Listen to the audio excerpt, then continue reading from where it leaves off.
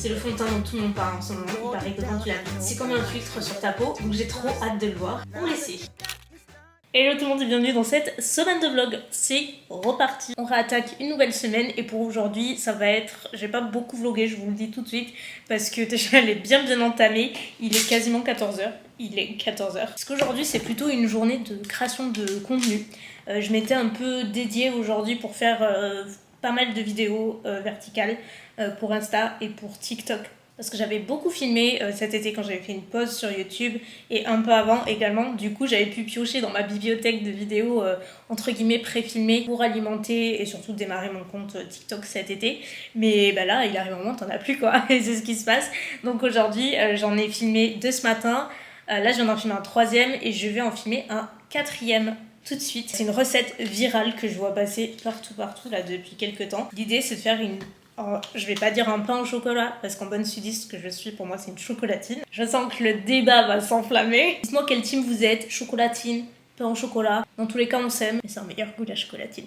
Donc l'idée c'est de faire ça avec des feuilles de riz. Oui.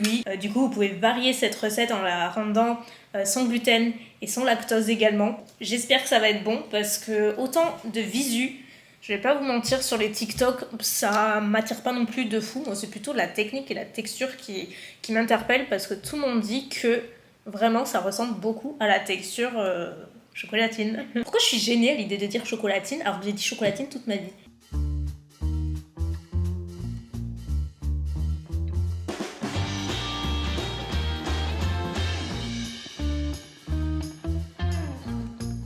Aujourd'hui, on essaie cette recette virale pour refaire une chocolatine avec quelques ingrédients. C'est hyper simple et ça prend moins de 10 minutes.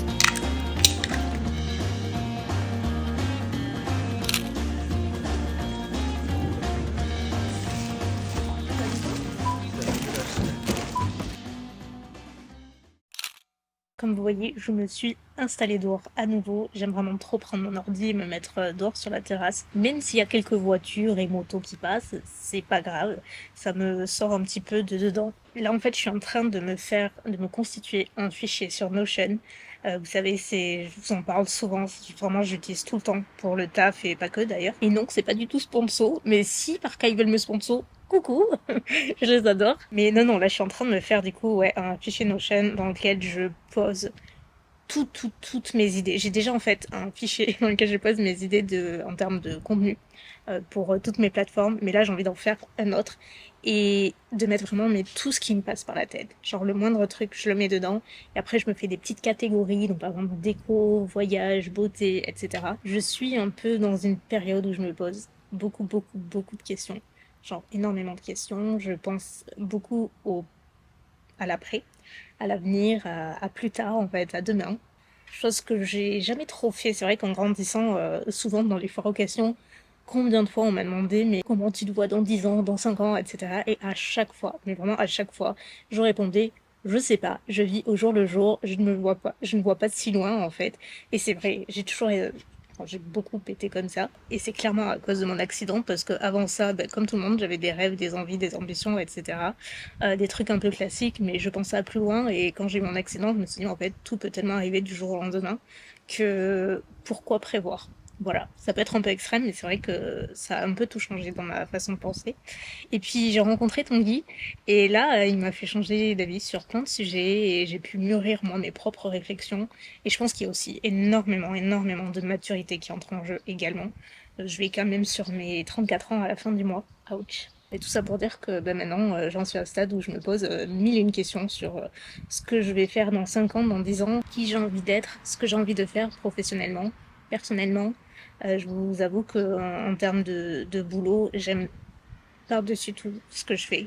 Et si vous me donnez la possibilité de faire autre chose demain, je ne le ferai pas, parce que vraiment j'aime trop ce que je fais. Même si j'ai parfois des moments de doute et que j'ai envie de tout claquer pour X et Y raison, j'aime vraiment trop ce que je fais. Donc pour le moment, je continue et je continuerai jusqu'à ce que j'ai toujours cette étincelle. Et que vous me permettrez de le faire aussi, bien sûr. Parce que tant que vous me regardez et que vous suivez ce que je fais, mine de rien, ça m'aide beaucoup. Mais je sais pertinemment que je ne ferai pas ça jusqu'à la fin de ma vie.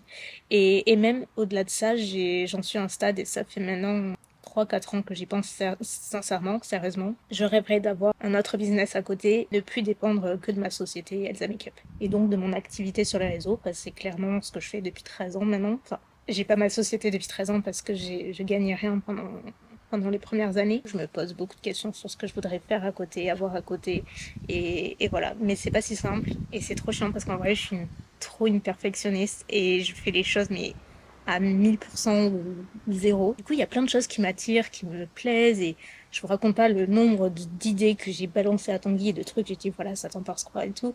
Et lui, il est chaud pour tout, genre vraiment, c'est le mec qui n'a peur de rien, qui fonce pour tout. On est à l'opposé. Donc, il m'encourage sur tout ça, mais c'est moi en fait, je me dis ouais, mais non, parce qu'il y a ci, et puis il y a ça, et je sais pas si ce serait compatible, et puis moi, je sais pas si je serais assez bonne, et enfin bref. Horrible. Du coup, je n'avance pas. Mais ouais, bienvenue dans ma tête. Je sais pas pourquoi je vous parle de tout ça, mais en fait, il y a 2 trucs qui me tentent énormément. Soit avoir un business à côté. Je sais pas si ce sera un business physique ou un business en ligne, ou les deux. Je pencherais plutôt pour un business en ligne au départ, etc. Je sais pas exactement dans quelle thématique, parce qu'il y a plein de trucs qui m'attirent. Vraiment, il y a plein de trucs que je me vois faire et que je rêverais de faire. Et des trucs que je pense absolument pas, ça c'est certain. Et d'un autre côté, j'adorais aussi tout ce qui est consulting. Dans quelle branche? Il y a 2 opposés. Évidemment, en premier lieu, la beauté, parce que même si j'en parle plus activement sur YouTube, ça coule toujours dans mes veines, et ça m'anime toujours, et j'adorerais toujours autant ça.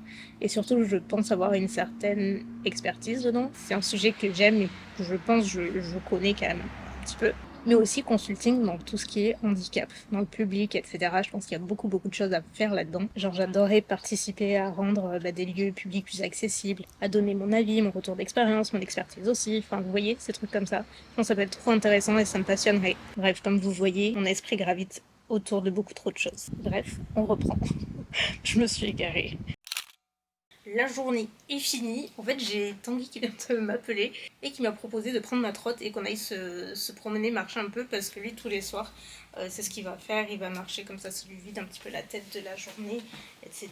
Il fait ses pas. Du coup, il m'a dit tu veux venir vider un peu la tête avec moi? Donc, je dis ouais, allez, on met les chaussures, on chasse la trotte et on y va.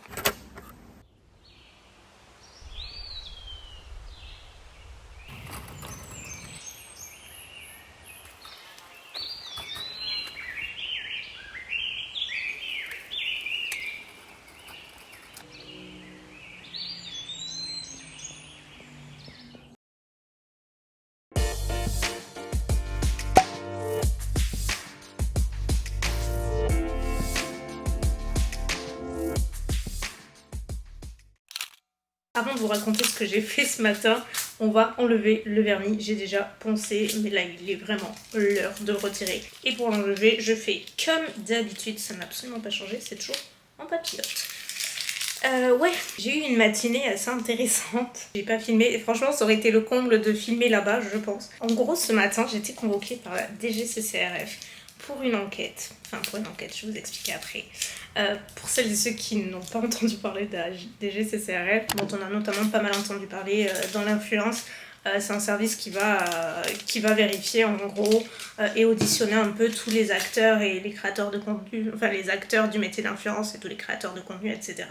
Hyper intimidant, genre j'ai reçu ma convocation il y a plusieurs semaines et il a fallu que j'envoie un paquet de documents et tout, donc j'ai tout fait. Et quand j'ai vu ça au début, je suis pourquoi? Enfin, trop bizarre. J'étais hyper intimidée, même si j'avais absolument rien à me reprocher. J'avais hâte quand même que ce soit aujourd'hui pour m'assurer que ouais, il n'y a rien de particulier, même si je voyais absolument pas quoi. Et en plus, quand je suis arrivée ce matin, quand la dame avec qui j'avais rendez-vous s'est présentée, elle m'a montré son insigne et elle m'a dit service répression des fraudes. Et j'étais là. Je me suis sentie comme un malfrat. L'espace de quelques secondes, j'avoue, genre j'en menais pas large. Bon, tout s'est très bien passé, etc. Et en fait, elle m'expliquait que c'était une audition et qu'ils auditionnaient un peu partout en France, par département, notamment les créateurs de contenu, pour interroger sur notre activité, sur ce qu'on faisait, sur notre façon de travailler et surtout, évidemment, tout ce qui est accès, collaboration, etc. Enfin bref, pour s'assurer que tout est ok, droit, qu'on respecte les règles, etc. Chose qui est excellente. Moi, vous m'entendrez jamais dire l'inverse, au contraire. J'ai fait partie un peu des débuts sur YouTube et du fait que ce métier n'est absolument pas rémunéré au départ, on l'a vu évoluer et tout, donc ce que j'ai expliqué, ça fait drôle d'avoir vu tout ce changement en fait entre il y a 13 ans, bientôt 14 et aujourd'hui. Donc c'est normal que ce soit régulé et tout, et je trouve ça très bien ce qu'ils font. En fait, il y a tellement de dérives et de personnes qui respectent ni la loi, ni les consommateurs et donc par conséquent leur communauté, que c'est complètement normal qu'on en arrive là. Mais je vous avoue que c'était hyper intimidant. J'y suis restée 2 heures. J'ai répondu à 1 milliard de questions et tout, et bon, tout était ok. D'abord, il y avait plein de questions sur mon activité, mon début, mes parcours, comment je travaillais, blablabli, blablabla. Et en dernière partie, ils avaient épluché un petit peu les contenus que j'avais pu poster principalement sur Instagram. Ils avaient sorti plein de captures de mes posts, etc., de mes légendes. Il y en avait plein, quoi. Et donc ils m'ont interrogé sur ces différents posts, si c'était des collaborations rémunérées ou pas, etc. Et vraiment ils m'ont montré un paquet, et tout était à chaque fois mentionné et tout, donc il y avait absolument rien à signaler et à sanctionner. Mais ouais, franchement c'était un peu intimidant. Donc voilà, j'ai passé ma matinée là-bas. Donc vous comprenez pourquoi au début je vous disais j'ai pas vlogué ce matin, ça aurait été un comble. Franchement, ça aurait été hyper bizarre. Bref, voilà, c'est tout ce que je voulais vous dire, parce qu'en vrai, il n'y a pas grand chose de plus à dire. Chouchou aux mains d'argent, on laisse poser. Puis après, il va falloir gratter, etc. Je vais pas faire mon vernis aujourd'hui. Cet après-midi, je voudrais filmer d'autres contenus TikTok. Oui, je suis là-dedans, en ce moment. D'ailleurs, mon fichier Notion d'hier que j'ai préparé, je suis très contente. Il rentre très bien, ça m'éclaircit la tête. Je me sens hyper organisée, et ça, j'adore.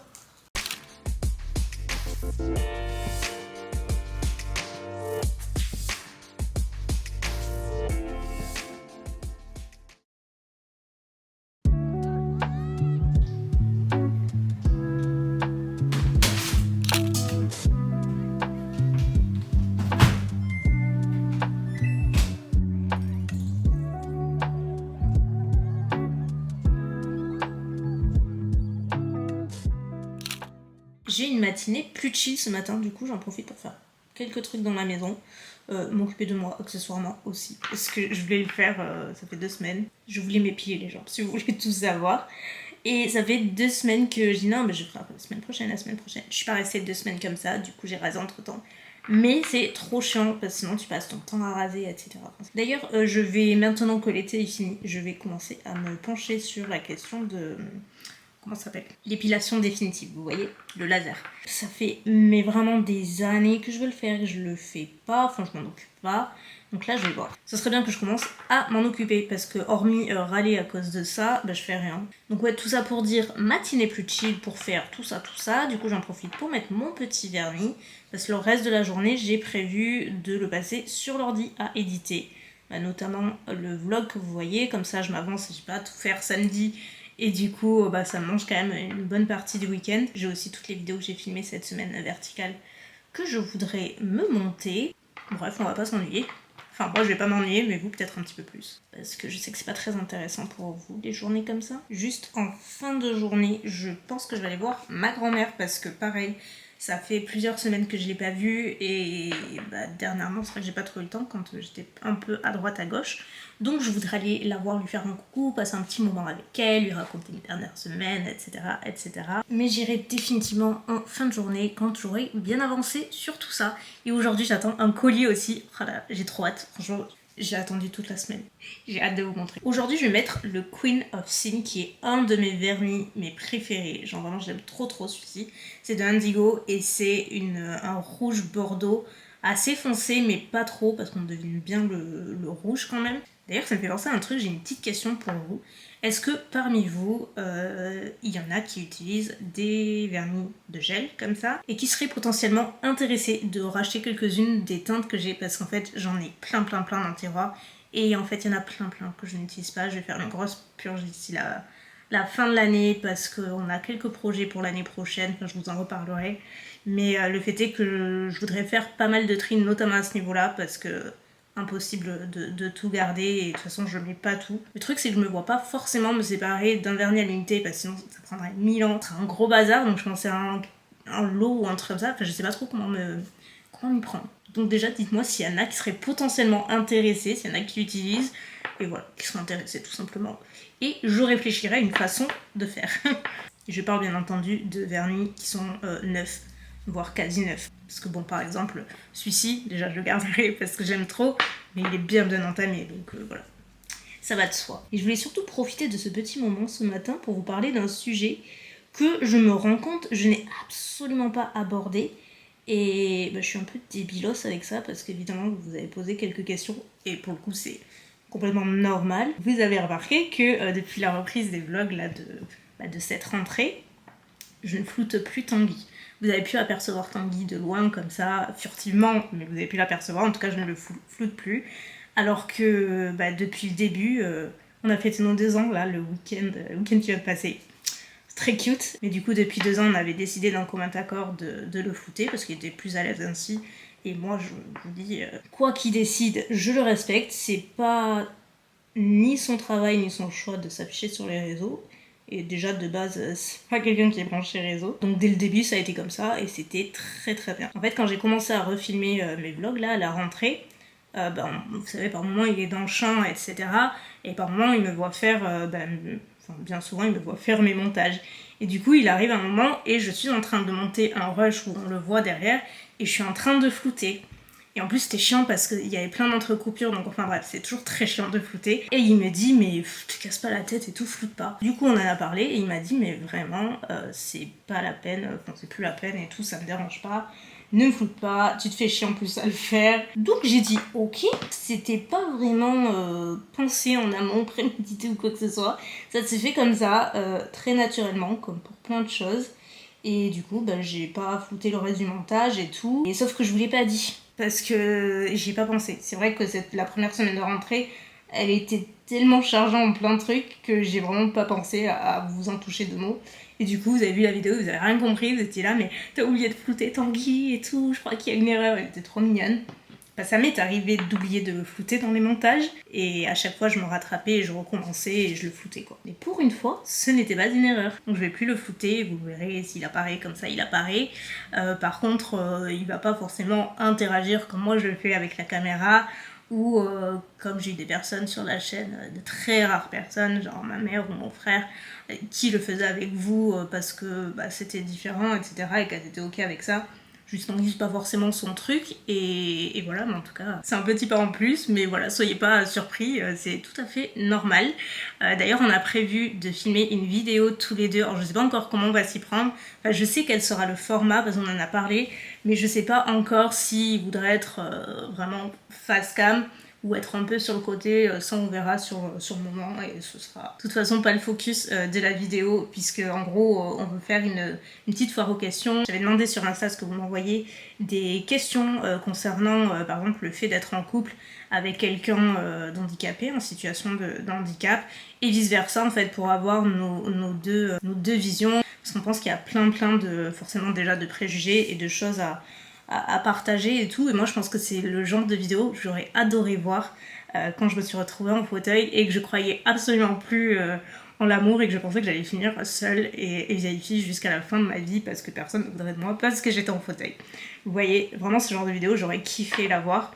Donc maintenant les choses ont changé et ça se voit davantage et c'est trop cool. Mais voilà, du coup on s'était dit que ce serait trop cool. C'est Tanguy qui a lancé cette idée-là, c'est même pas loin, donc c'est pour vous dire à quel point il est ok avec ça. Et je suis hyper contente qu'il soit ok parce que franchement, pour le coup, je pense que ça aidera pas mal de personnes et ça peut être super intéressant. On va pas la filmer de suite, je pense qu'on va la filmer le mois prochain. J'ai une petite idée pour le format et ça nécessite d'attendre le mois prochain.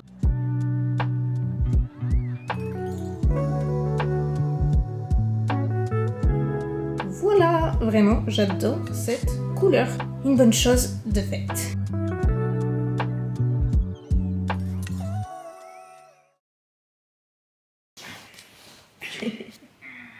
Je suis un chasseur. Vous vous souvenez, hier, je vous disais que j'avais un colis que je voulais à tout prix vous montrer que je recevais hier. Au final, je ne l'ai pas récupéré hier puisque je suis allée chez ma grand-mère, etc. Je suis rentrée tard et bref, on l'a pas fait. Du coup, j'ai récupéré ce matin.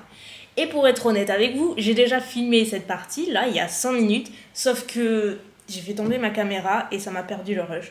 Donc, je l'ai déjà ouvert. On recommence et on fait comme si j'avais rien filmé. Je vous montrerai mon fameux colis en vous disant combien j'étais hyper excitée à l'idée de ce truc-là que je veux depuis un moment, mais pas que je pensais ne pas savoir m'en servir, mais j'avais peur de pas m'y faire, que ce soit trop long et tout, bref.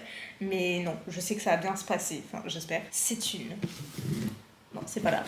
C'est une machine à pâtes dans laquelle vous pouvez faire différents types de pâtes, des linguini, des fettuccine, des pâtes à lasagne, des raviolis. J'ai trop hâte de pouvoir m'en servir. Je vais pas m'en servir aujourd'hui parce que j'ai un rendez-vous cet après-midi. On a pas mal de routes aller-retour, donc c'est mort pour à midi et ce soir, je sais. Parce que déjà, il va falloir que ça va prendre du temps, cette histoire. Mais rien que pour les... Je pense que je commencerai avec les raviolis, ça me tente bien. Même les pâtes à lasagne, parce que nous, on a l'habitude de les acheter au marché. C'est un monsieur italien qui les fait... Ils vendent plein de pâtes fraîches, et notamment les pâtes à lasagne, on les adore.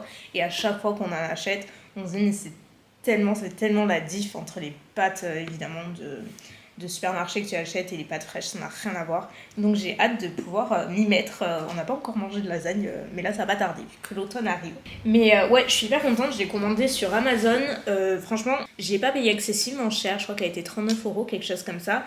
Et en fait, celle-ci, je l'ai choisie parce que déjà, elle était hyper bien notée, ce qui est le plus important.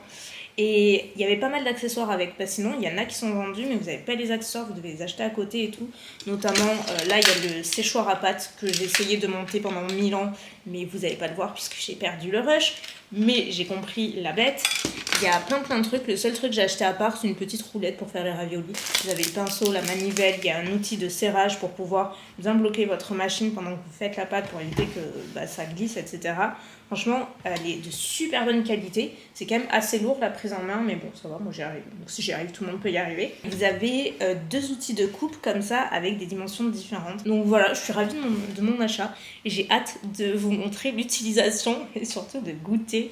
Parce que j'ai jamais fait de pâtes fraîches maison. Et j'ai très hâte.